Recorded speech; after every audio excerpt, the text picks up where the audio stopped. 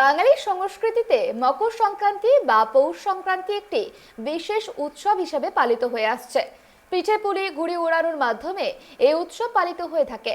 চলতি বছরের মকর সংক্রান্তি উৎসব 15 জানুয়ারি। এই মকর সংক্রান্তির অন্যতম আকর্ষণ মাটির হাতি ও ঘোড়া।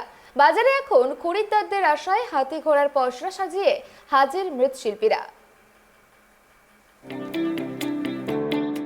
পৌষ মাসের শেষ দিন অর্থাৎ সংক্রান্তির দিন গ্রাম বাংলা জুড়ে পালিত হয় মকর সংক্রান্তি। প্রাচীন রীতি অনুযায়ী এই দিন বিভিন্ন জায়গায় দেবী গঙ্গা মকর দেবতা হিসাবে পূজিত হয়ে আসেন।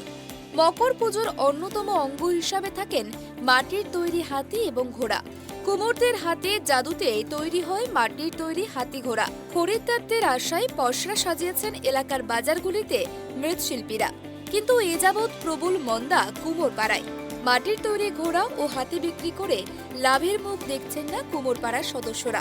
বংশ পরম্পরায় চন্দ্রকোনা 2 নম্বর ব্লকের বাজকা গ্রামে 20 থেকে 25টিরও বেশি পরিবার মাটির তৈরি বিভিন্ন সামগ্রী তৈরি করে আসছেন।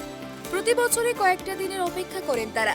মকর সংক্রান্তি ও বড়াম পুজো উপলক্ষে হাতি ঘোড়ার চাহিদা থাকলেও সেইভাবে ক্রেতাদের দেখা নেই পশ্চিম মেদিনীপুর জেলা জুড়ে কুমোরপাড়াগুলি। বাজকা গ্রামের কুমোর পরিবারের এক সদস্য জানান, এই মকর মেলার উপলক্ষে। মকর মেলা ওই যে খোঁড়াগুলো আপনারা তৈরি করছেন, কতদিন করে সময় লাগে এক একটা যে বড় খোঁড়াগুলো, সেই তুলনায় কি যে দাম আপনার যে খরচ, দাম কি ওঠে? না, দাম ওঠেনি। কি চাইছেন এখন? দাম উঠেনে হচ্ছে আমাদের বালিটাও কিনতে হচ্ছে, মাটিটাও কেনা, আর এবারে নিজেদের পরিশ্রম আছে, তার বাদে জ্বালন কেনা, সবই আমাদের কেনা, ওই জন্য খরচা উঠেনি। আর মানুষকে দাম বললে সব ছুটে পালাচ্ছে। বিক্রি কত করে হচ্ছে এক একটা বড় ঘোড়াগুলো? বড় ঘোড়াগুলো আমাদের বিক্রি 1500, কিন্তু কেউ দিতে খুঁজছে না। তার থেকেও কম দামের মধ্যে? হ্যাঁ, তার থেকেও কম দামের মধ্যে হচ্ছে, 1200 বেশি কেউ দেয়নি। মানে লাভের থেকে তো লস। কি চাইছেন এখন তাহলে? আমাদের যেমন দামটা ঠিক দেয় সেটাই আমরা চাইছি।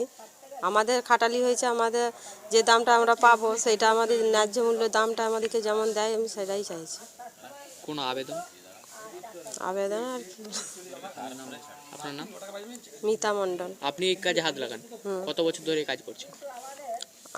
আমি আর কত বছর করছি, আমিও হচ্ছে 20-30 বছর আমিও করছি। আমার তো বয়স হচ্ছে।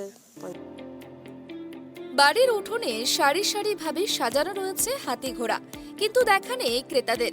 মন ভার কুমোরপাড়ার সদস্যদের। এর পাশাপাশি নিত্যদিন বেড়ে চলেছে মাটির সমস্যা। এলাকায় বসত বাড়ি বেড়ে যাওয়ার কারণে জমি থেকে উপযুক্ত মাটি পাওয়া দুষ্কর হয়ে উঠেছে, যার জেরে অনেক দূর থেকে মাটি সংগ্রহ করতে গিয়ে জিনিসপত্র তৈরির খরচ বেড়েই চলেছে। মৃৎশিল্পীদের আশা এই দুরবস্থা হয়তো কাটবে, না হলে বাধ্য হয়েই তাদের এই পেশা থেকে মুখ ফিরিয়ে নিতে হবে। পশ্চিম মেদিনীপুর থেকে শুভ চক্রবর্তীর রিপোর্ট, ট্রাইব টিভি।